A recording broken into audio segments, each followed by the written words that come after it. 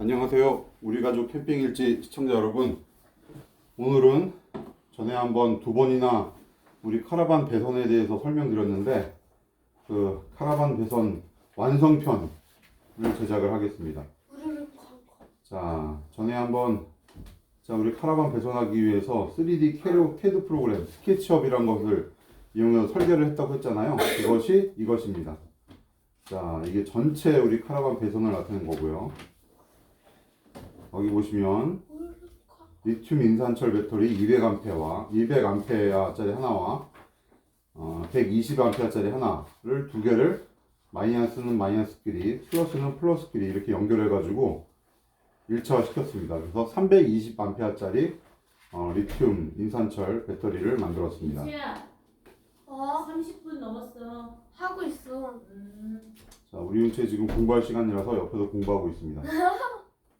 요 배선 시스템에 대해서 자세하게 한번 설명해 드리도록 하겠습니다. 일단은 요 120A와 200A를 연결하기 위해서 6AWG 짜리 실리콘 케이블을 연결했습니다. 굉장히 굵은 전선이죠. 이게 아마 거의 300A 이상 흐를 수 있는 그런 아마 전선일 겁니다. 자세한 거는 제가 지금 핸드폰에 그걸 저장을 해놨는데 여기서는 지금 얼마인지 정확하게 기억은 안 납니다. 그리고 이 두 개를 이렇게 병렬을 연결시키고 그리고 200A짜리에서 다시 6AWG 짜리 케이블로 이렇게 인버터 2kW짜리 인버터를 연결했습니다. 이것도 역시 이 인버터에서는 전자레인지도 돌리고 그 다음에 냉장고도 돌리고 해야 되기 때문에 굉장히 큰 전류가 흐르게 됩니다. 따라서 여기서도 6AWG 굉장히 굵은 전선으로 이렇게 연결을 했습니다. 그래서 전자레인지 1kW짜리를 돌려도 이 전선에서 크게 열이 나지는 않습니다. 여기서 한 가지 중요한 게 있는데요. 요 인버터를 연결할 때는 이 200A짜리 최하단에 바로 요 단자에다가 바로 이렇게 연결을 해야 됩니다. 그렇지 않고 요 바로 위에 즉 저기 120A짜리를 먼저 연결하고 그 위에다 연결하게 되면은 안 됩니다. 그래서 먼저 이렇게 최하단에다 연결하고 그 위에 120A짜리를 연결했습니다. 그리고 그 위에다가 우리 카라반 전기 배선을 통할 수 있도록 이렇게 배선 시스템에다가 연결을 했습니다. 그럼 배선 시스템을 설명을 드리겠습니다. 여기 플러스 전선, 여기 마이너스 전선이 이렇게 와가지고 이 마이너스 전선은 바로 이렇게 마이너스 단자에 바로 직결을 시켰습니다. 그리고 플러스 단자는 이 스위치를 통해서 이렇게 이 단자로 연결을 시켰습니다. 이 스위치는 1번과 2번을 선택하고 그리고 가운데 놓으면 1번과 2번이 같이 연결이 되는 그런 시스템을 가진 스위치입니다. 그래서 먼저 1번에서는 이 플러스 전기가 여기로 오게 되죠. 요 밑으로. 여기 보면 이게 이제 1번 시스템에서 오는 전기입니다. 이게 18AWG 짜리 실리콘 전선으로 연결을 해서 이쪽 여기 보면 차징 컨트롤 템퍼러처라고 써 있죠. 이 온도 제어 그러니까 즉 영화에서는 리튬 인산철의 이 영구적인 손상을 받을 수 있기 때문에 영화에서 충전이 되지 않도록 요 1번 스위치를 연결하게 되면은 이쪽으로 이 온도 제어 판넬 온도 제어 하여튼 온도 제어하는 시스템으로 전기가 연결이 되게 됩니다. 0도에서는 온도 제어 시스템에서 요 두 전선, 즉, 요 1번 단자로 오는 플러스 전원이 0도에서는 따가닥하고 연결이 되게 됩니다. 평소에는 끊어져 있습니다. 그러다 0도에서는 따가닥 연결이 되게 되면 요 플러스 전선이 다시 여기에 있는 40A짜리 릴레이로 전기를 공급하게 됩니다. 그럼 이 전기를 공급받은 릴레이가 요 보시죠? 5핀 릴레이입니다. 5핀 릴레이. 평소에는 요 빨간 선 요 뒤에 있는 요 두 개가 평소에 연결이 되어 있다가 0도 이하로 떨어지면은 요 두 개가 전기가 끊어지게 되고 여기와 요 위로 전기가 연결되게 됩니다. 그러면 요 빨간 선은 뭘로 연결해 놨을까요? 요 빨간 선은 이렇게 오게 되면 요 200W짜리 태양광 패널과 연결을 해놨습니다. 이 태양광 패널에서 오는 마이너스 전선이 쭉 와서 이렇게 MPPT 마이너스는 바로 연결이 되고 플러스에는 스위치를 달아놨습니다. 스위치를 달아서 이 스위치를 통한 플러스 전선이 이 릴레이로 오게 되는 거죠. 그 전에 이거는 이제 오버올 차지 컨트롤이라고 그래가지고 리튬 인산철 배터리 충전 전압이 14.6V가 되는데 이게 완충이 되면은 이 충전 전압이 14.6V로 이 리튬 인산철 배터리가 측정이 되게 됩니다. 그렇게 14.6V로 계속 지속적으로 리튬 인산철을 충전하게 되면 역시 리튬 인산철에 안 좋게 되죠. 과부하가 되어서 화재가 발생할 수 있기 때문에 과충전을 방지하는 센서를 또 이렇게 달았습니다. 이 센서 역할은 뭐냐 하면 얘가 요 배터리의 전압을 지속적으로 모니터링 하고 있다가 충전이 13.6V가 넘어가게 되면은 요 태양광으로부터 오는 이 플러스 전선을 끊어주는 그런 릴레이 역할을 하는 컨트롤 유닛입니다. 그래서 이것도 역시 요 오볼 차지를 컨트롤하는 요 회로에는 이렇게 전력이 이렇게 플러스 전선을 이렇게 와가지고 요 전선이 어디로 통하냐면 요 스위치에 있는 2번으로 이렇게 붙여놨습니다. 즉 스위치를 2번으로 돌리게 되면 요 오볼 차지하는 여기에서 전력을 13.6V 이상 차단하게 되고 그렇게 되면 태양광으로부터 충전할 수 있는 그런 전력을 차단하기 때문에 충전을 하지 않게 되는 거죠. 그래서 스위치가 1번일 때는 오볼 차지만 컨트롤하게 되고 스위치가 2번일 때는 온도 제어만 컨트롤하게 됩니다. 그리고 1번, 2번으로 놓게 되면은 요 오볼 차지하는 센서와 그리고 온도 0도 이하에서 충전을 못하게 하는 요 센서를 같이 연결을 하게 돼가지고 요 두 개 회로가 같이 작동을 하게 됩니다. 그런데 보통 겨울에는 0도 이하로 떨어지는 경우가 많기 때문에 이 온도 센서를 작동을 시켜야 되겠지만 겨울 이외에 즉 한 2월달 중후반부터는 이 온도 센서를 작동할 필요가 없기 때문에 이 스위치를 1번이 아닌 2번에다가 놓게 되는 거죠. 그리고 이 과충전은 뭐 겨울이든 여름이든 봄이든 뭐 상관없이 13.6V 이상 충전 못하게 항상 전기를 공급을 시켜야 되기 때문에 이 2번에다 연결해 놨습니다. 그렇게 해서 사실 뭐 1번은 뭐 필요 없는 거긴 한데 그래도 1번을 연결한 이유는 이것도 사실 소모 전력은 어느 정도 먹거든요. 45mA 정도? 얘도 한 그 정도 먹고요. 그렇기 때문에 예를 들어서 한겨울에 0도 이하로 떨어지는데 그리고 눈이 쌓여가지고 태양광 패널이 전기를 생산 못한다. 그럴 때는 한 달이고 두 달이고 계속 얘가 전기가 먹을 수 있습니다. 그럴 때는 차라리 이 오버 차지 컨트롤에 있는 이 전기만이라도 먹지 않게끔 이 1번에다 스위치를 놓게 되면은 이 온도 제어만 할 수 있는 이 전력만 한 40mA 정도만 먹게끔 되는 거죠. 그래서 이렇게 스위치를 1번, 2번, 1번, 2번 같이 할 수 있는 이런 시스템을 만들게 된 것입니다. 자, 그리고 이렇게 MPPT 태양광으로부터 오는 전기를 얘가 MPPT에 공급받아가지고 얘가 태양광으로부터 오는 전기는 12V 이상이기 때문에 이 MPPT에서 이 배터리로 최적의 전압으로 이 MPPT에 만들어주게 되죠. MPPT에서 약 12.몇 V 정도로, 14.6V 정도로 이제 전압을 맞추게 되는데 그 맞춘 전압이 이렇게 MPPT를 통해서 배터리로 직접 이렇게 충전을 시켜주게 되는 그런 시스템이 되겠습니다. 그리고 이 스위치가 2번 또는 1번, 2번으로 연결될 때는 이 플러스가 이 릴레이 단자로 이렇게 연결이 되게 되죠. 릴레이에도 스위치를 달아가지고 이 스위치를 켜게 되면 이 릴레이에 있는 이 4핀 릴레이입니다. 5핀이 아니라 4핀 릴레이인데 이 릴레이에 있는 이 두 개의 스위치가 붙게 됩니다. 그렇게 되면 이 스위치 1번으로부터 오는 전기가 이렇게 통하게 되는 거죠. 그래서 이쪽에 단자 릴레이에다가 단자대를 또 연결을 해가지고 스위치가 1번 또는 1번 플러스 2번 이에 있을 때는 이 전기를 공급을 하게 되고 이 플러스 단자에 전기가 공급되면 전체적인 이 시스템에 카라반 시스템에 전기가 공급되는 그런 시스템이 되겠습니다. 자, 그래서 이 플러스 단자에서 이렇게 몇 가지 선이 나온 거 보이시죠? 마이너스 단자에서도 이렇게 선이 몇 개 나온 걸 볼 수 있고요. 각각 3개씩 나왔네요.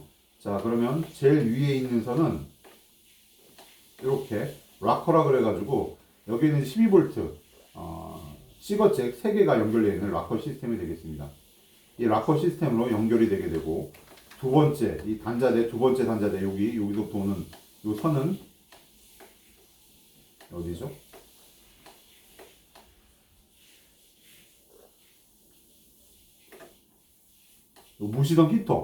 무시동 히터로 전기를 공급을 하게 됩니다.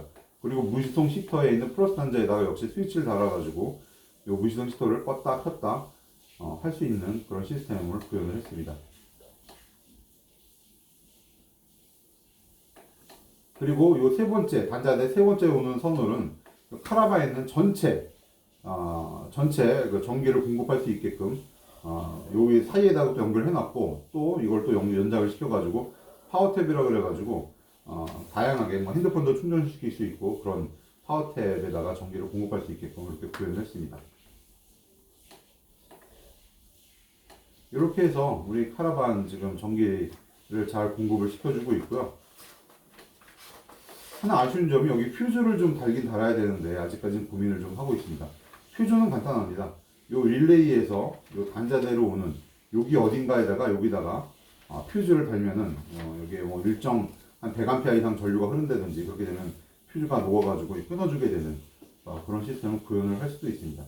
아직까지는 뭐 카라반에서 그렇게 큰 전류를 사용하지 않기 때문에 크게 뭐 전기 위험, 화재 위험은 없기 때문에 아직 퓨즈를 달아주지 않고 있는데 나중에 기회 되면 좀 더 안전을 위해서 퓨즈를 달아주도록 하겠습니다.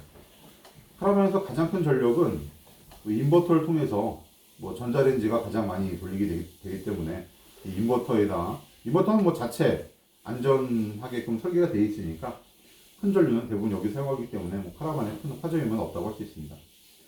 그리고 여기 제가 조그맣게 이렇게 좀 회로도를 하나 그려놨는데요. 이거는 이제 액티브 이퀄라이저라고 그래가지고 리튬 인산철 배터리가 이게 4개 셀이 합쳐져가지고 12V를 만드는 그런 인산철이 되겠습니다. 요 4개 각각의 셀에 셀 밸런스를 잡아주는 그런 그걸 이퀄라이저라고 합니다. 그 이퀄라이저를 구매를 해서 달려고 했었는데 다행히 요 중국산 요 인산철에서 이 이퀄라이저가 달려서 나오는 제품이 있더라고요.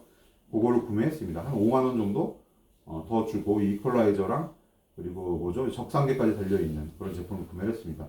이전에는 이제 적상계도 없었고 이퀄라이저도 없었기 때문에 그 제품을 구매를 할까 아니면 셀을 4개를 사가지고 이 파워뱅크를 한번 처음부터 다 만들어 볼까라고도 고민을 했었는데 중국제가 워낙 싸게 나오는 바람에 이 제품을 구매를 했습니다. 이 200A짜리 제품은 뭐 전에 한번 그 상표를 보여드린 적이 있는데 아직은 뭐 유명하진 않습니다. 그런데 그 유튜버 한 분께서 그거를 좀 용량을 측정해 봤더니 거의 제대로 나온다라고 그렇게 얘기를 하시더라고요. 그게 뭐 맞는지 틀리는지 모르겠지만 어쨌든 간에 그걸 구매해가지고 달아놨습니다. 200A짜리 만약에 국산 제품 구매를 하려고 한다면 거의 한 100만원, 120만원 돈을 줘야 됩니다. 그런데 요 중국산 요 인산철 제가 58만원밖에 안 주고 구매를 했습니다. 여러 가지 뭐 알아본 결과에 의하면은 이게 CATL 배터리 갖다 쓰는 것 같은데 CATL 아마 그 중고가 아니라 신제품을 갖다가 쓰는 것 같습니다. 그리고 리튬이온 120A짜리는 MD용에서 산 배터리입니다. 요 120A를 요 살 당시에 62만원, 한 4년 전에 구매했었는데 62만원을 주고 샀습니다. 근데 이거보다 더 저렴하게 요거를 58만원에 200A짜리를 구매를 해가지고 지금 잘 쓰고 있습니다. 이게 용량이 제가 뭐 측정하는 장비가 없어가지고 용량을 다 측정을 못 해봤는데 요 200A짜리에다가 인버터 물려보고 전자레인지 돌려보니까 전압 강화가 그게 크게 일어나지 않더라고요. 요 120A짜리에다가 인버터를 물려가지고 전자레인지 돌려봤더니만 요 MD용 이 리튬 인산철 배터리는 전압 강화가 크게 일어납니다. 즉 한 13.2V로 충전을 해놓고 이 인버터로 이 드라이기를 돌렸죠. 드라이기 한 1.2kW 정도짜리를 돌려봤는데 그때는 얘가 한 12.9V, 10.8V까지 이렇게 전압 강화가 일어나더라고요. 하지만 이 200A짜리는 그렇게 큰 전압 강화가 일어나지 않았습니다. 13.2V에서 약 13V 정도, 13.1, 0.1이나 0.2V 정도밖에 전압 강화가 일어나지 않는 걸로 봐가지고는 얘가 어느 정도 용량을 확보를 하고 있는 것 같습니다. 그리고 제가 이 스케치업으로 여러 가지 처음에는 진짜 아주 그냥 기본적인 설계부터 다 하려고 여러 가지 그림들을 그려놓은 겁니다. 이 XT90 단자를 제가 이렇게 그려놓은 겁니다. 요거는 이제 수단자고요. 얘는 이제 암탄자입니다. 제법 잘 그렸죠? 요 스케치업 프로그램 굉장히 쉬워요. 요 유튜브 보고 한 2시간 정도만 연습을 하게 되면 누구나 저 정도 그릴 수 있을 겁니다. 자, 이렇게 해서 우리 카라반 배선도를 전체적으로 완성을 했습니다. 다시 봐도 뿌듯한 것 같아요. 처음에는 전기 진짜 아예 모르고 시작을 했다가 한 2달 정도 공부 엄청나게 열심히 했습니다. 일단 인산철 구매하려고 인산철 특성에 대해서 왜 카라반에 이런 뭐 캠핑카, 카라반 이런 데서는 인산철을 쓰는지 많이 공부를 했고, 그러다 보니까 거의 원자단위 수준까지 공부를 했어요. 고등학교 때 화학을 굉장히 싫어해가지고 화학을 공부를 열심히 했었는데 이번에 새롭게 화학을 열심히 공부했습니다. 그래서 왜 리튬이 2차 전지로 바꿔먹고 있는지 좀 알게 됐습니다. 리튬이 이제 원자번호는 3번인데 최외곽에 원자가 전자에 한 개의 전자번호를 가지고 있죠.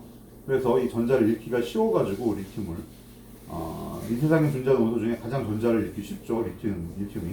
리튬이 전자를 하나 잃으면 플러스 이온으로 돼가지고 이 이온화된 리튬이 요 전해질을 타고 양극재와 극재를 왔다 갔다 하면서 충방전을 하게 되는 그런 시스템으로 파악을 하고 있습니다. 그리고 인산철 같은 경우에는 에너지 집적도가 굉장히 낮다 그러는데 아마 그거는 그 인산철, 스틸이죠. 스틸을 양극재로 쓰는 인산철 특성상 이 스틸의 원자 분자 구조가 약간 좀 입체적으로 되어 있다 보니까 그걸 물리적으로 얇게를 못한다고 합니다. 그렇다 보니까 아무래도 니켈, 코발트, 망간 이런 삼원계 이런 것보다는 조금 더 층상 구조로 만들기 어려워서 부피가 커져. 같은 에너지 밀도 대비 같은 에너지 대비 부피가 크기 때문에 에너지 밀도가 상대적으로 낮다라고 얘기를 하고 있는 것 같습니다. 이거는 물리적으로 극복할 수 있는 수준은 아닌 것 같고, 요즘 CATL에서 이거를 물리적으로는 극복 못하니까, 화학적으로는 극복 못하니까 물리적으로 셀을 잘 배열을 해가지고 에너지 밀도 높이는 기술이 만들었다 그렇게 얘기를 하는데, 아직까지 우리나라 배터리 3사에는 아직까지 기술력은 안 되는 것 같습니다. 아무튼 이거 덕에 굉장히 화학 공부도 많이 했고 물리 공부도 많이 했고 양자법까지 공부했어요. 제 자랑은 아니지만 어쨌든 양자법은 너무 어려운 것 같습니다. 자, 우리 이거 윤채가 낄낄대고 웃고 있는데 아주 쿡쿡대고 웃고 있죠. 자, 제가 지금 여기 찍고 있는 데가 어딘지를 모르시겠죠? 자, 보여드리겠습니다. 우리 가족은 지금 설악산에 와 있어요. 설악산 여기 지금 대명 콘도. 지금 이제 소노 뭐라고 이름 바꾼 것 같은데, 하필 오는 날이 가는 날이 장날이라고 엄청나게 눈이 많이 와서 강원도에 좀 60cm 이상의 눈이 내렸습니다. 그래서 완전히 겨울왕국이 됐어요. 자, 끝내주죠. 저기 동해바다 보이고, 산에 눈이 엄청나게 와가지고 풍경이 끝내줍니다. 우리 조금 있다가 이제 설악산 올라가가지고 등산을 할 예정입니다. 등산 갔다가 온천 갔다가 도루묵 잡으려고 통발도 가져왔는데 과연 통발 낚시할 수 있을지 모르겠습니다. 자, 그렇게 왔다 갔다 하다가 저녁에는 속초 중앙시장 가가지고 또 맛있는 거 사다가 다시 콘도에 와서 먹을 예정입니다. 사실은 카라반으로 여행을 하려고 하다가 우리 박 여사님께서 너무 춥다고 콘도 잡자고 해가지고 오늘은 이렇게 콘도 잡아서 왔습니다. 근데 다행인 것 같아요. 이 폭설에 카라반으로 왔으면 아마 오두가도 못하고 고속도로 휴게소 어디쯤인가에 계속 있었을 것 같았습니다. 자, 오늘은 이렇게 카라반 배선과 설악산 절경 아주 그냥 끝내주죠. 이 절경을 소개시켜 드리면서 마치도록 하겠습니다. 다음에 또 봐요. 안녕.